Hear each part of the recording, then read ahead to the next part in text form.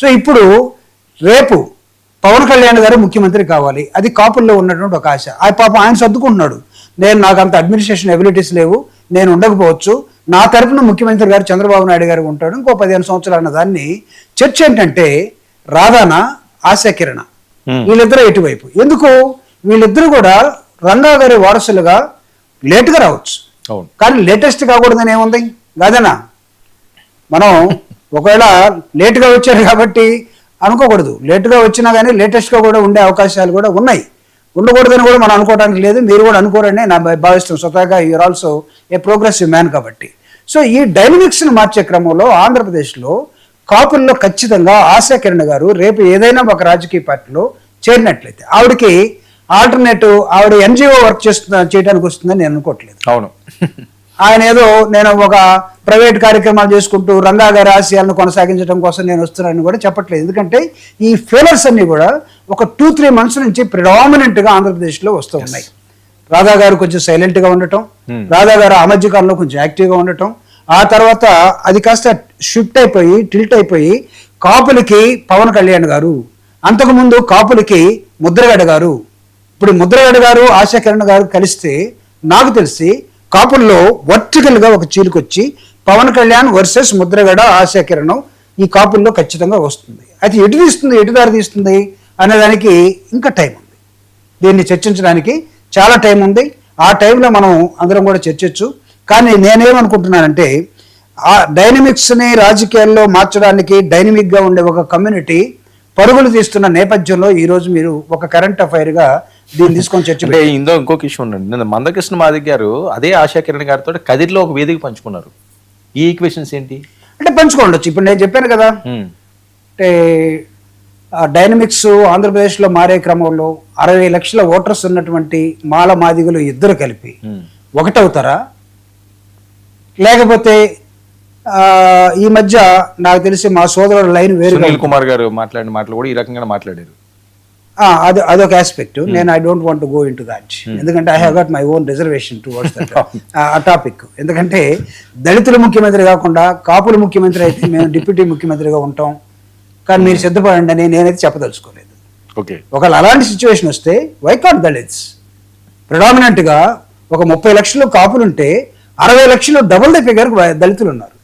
వాళ్ళకి ముఖ్యమంత్రి రావాలి, కానీ ఒకళ్ళు వస్తే అలాంటి ఈక్వేషన్ ఏదైనా డెవలప్ అయితే వాళ్ళు వెనక్కుండిపోయి సబ్మిసివ్గా వాళ్ళు ఉండాలని నేనైతే కోరుకోవట్లేదు. ఒకవేళ మిగతా వాళ్ళు ఎవరైనా ఈక్వేషన్ని పెట్టున్నారేమో. అంటే ఆఫ్టర్ ఆల్ ఇవన్నీ కూడా పాలిటిక్స్ కాబట్టి పాలిటిక్స్గానే మనం చర్చించాల్సిన అవసరం ఉంది. కాబట్టి ఈరోజు జరుగుతున్నటువంటి ఆంధ్రప్రదేశ్ పాలిటిక్స్లో ఒక ప్రజానాయకుడుగా ఉండి, ఒక డైనమిక్ లీడర్గా ఉండి, తన ప్రాణానికి ముప్పుందని తెలిసినప్పుడు కూడా ధైర్య సాహసాలతోటి ఉన్నటువంటి రంగా గారు అవునన్నా కాదన్నా నాట్ ఓన్లీ కాపుస్ మొత్తానికి లీడర్గా ఎస్టాబ్లిష్ అయినటువంటి ఒక నేపథ్యం. రాజశేఖర రెడ్డి గారు కూడా చాలా ఇష్టపడేవాళ్ళు ఆయన డైనమిజాన్ని. సరే, ఎలా జరిగింది, అది బాంబ్ బ్లాస్ట్ ఎలా జరిగింది, ఇవన్నీ దాని లోతుల్లోకి ఇప్పుడు కాదు. This is not the time. ఫ్యూచర్లో నాకు తెలిసి మీరే ఎవరు ఆయన్ని చంపించారు, ఎవరు చంపారు, వీటన్నిటి మీద కూడా మీరు చర్చ పెడతారేమో. వచ్చినప్పుడు మనం విశదీకరించడానికి చాలా టైం ఉంది. లేకపోతే మధ్యలో ఇంకెవరైనా కూడా మీరు వెల్కమ్ అయితే ఆశా కిరణ్కి నో డౌట్. ఎందుకంటే వెల్కమ్ ఎందుకు చెప్తున్నాను, వాళ్ళ తండ్రి ఆశయాలను కొనసాగించడం కోసం she has to come direct politics. ఇంకా దాని ఆల్టర్నేటివ్ లేదు. ఒకవేళ మేము ఒక ఎన్జిఓ యాక్టివిటీ చేసుకుంటాం అనుకోండి, it is up to them. అప్పుడైనా సరే దళిత కాపుల్లో ఇప్పుడు ముద్రగడ గారు ఉన్నారు, ఒక ప్రిడామినెంట్గా ఒక ఉద్యమాన్ని నడిపి చాలా సెన్సిటివ్గా అవసరమైతే మొన్న ఎన్నికల్లో నా పేరు కూడా మార్చుకుని నిలబడ్డటువంటి ఒక పెద్ద నాయకుడు ముద్రగడ గారు ఉన్నారు. సో ముద్రగడ గారితో ఈ ఆశా కిరణం అనే వాళ్ళు ఏమన్నా కలుస్తారా? ఆవిడొక్కడైతే ఒక గ్రూప్గా ఉండే అవకాశం లేదు. ఒక రాజకీయ పార్టీలో చేరిన తర్వాత ఒకవేళ మా వైఎస్ఆర్లోకే వచ్చారనుకుందాం, ముద్రగడ గారు already is into YSR Congress party, ASHA Kiran గారు కూడా వచ్చారనుకోండి, వైఎస్ఆర్ కాంగ్రెస్ పార్టీలో ఉంటారు. అంటే మీరు చెప్పగానే చెప్తున్నట్టున్నది ఇవన్నీ. చెప్పనే కాదు, అంటే చెప్పగానే కాదు, అయిపోయి మాట్లాడేది కానండి. ఆయన పాపం చాలా సేవలు పెట్టి వెయిట్ చేస్తాను. ఇవన్నీ దెర్ ఆర్ పాసిబిలిటీస్.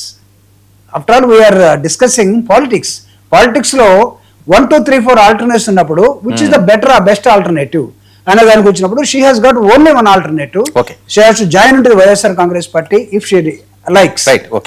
ఆ తర్వాత చాలా స్పీడ్గా ఆంధ్రప్రదేశ్లో కాపు కులంలో రాజకీయాలు చాలా స్పీడ్గా మారతాయి.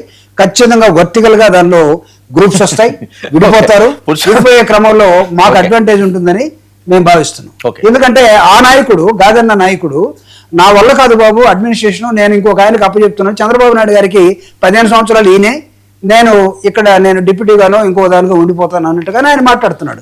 కానీ the asha of Kapus is not that. Very big. Asha Kiran గారు మీకు ఆశ చెప్తున్నారు. పురుషోత్తం రెడ్డి గారు, మీరు ఆశపడండి. పురుషోత్తం రెడ్డి గారు వర్మ గారు నమస్తే, చెప్పండి సార్. నమస్తే. ఎలా చూడాలండి ఈ ఈక్వేషన్స్ ని? జూపూడి గారు ఒక వెర్షన్ చెప్పారు, గాదే గారు ఒక వెర్షన్ చెప్పారు, రామ్ గోపాల్ రెడ్డి గారు ఒక వెర్షన్ చెప్పారు. సో మీ వెర్షన్ ఏంటి? ఆశా కిరణ్ ఎవరికి ఆశ? వర్మ గారు అందరికి నమస్కారం. నమస్తే. కొంత డిఫరెంట్ గా ఉన్న